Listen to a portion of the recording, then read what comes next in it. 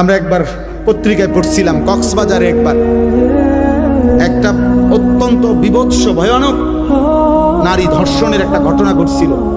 তখন এই প্রশাসনিকভাবে অল্প সময়ের জন্য নারী পুরুষকে আলাদাভাবে কক্সবাজারের এই ঘোরাফেরাটা নিষিদ্ধ করছিল আর কি, মানে একটা বিধি নিষেধ দিছিল।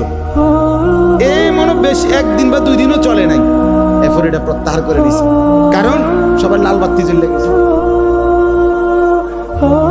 বুঝেন নাই? নারী নাই তো কক্সবাজার জমবে না, কথা বুঝেন নাই কথা? নারী নাই তো বিনোদন কেন্দ্র জমবে না,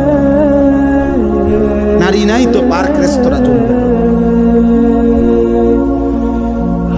এজন্য আল্লাহ নবী সাল্লাল্লাহু আলাইহি ওয়াসাল্লাম বলেন, ইন্নাল মারআতা তুকবিলু ফি সূরাতি শাইতান ওয়া তুদবিরু ফি সূরাতি শাইতান।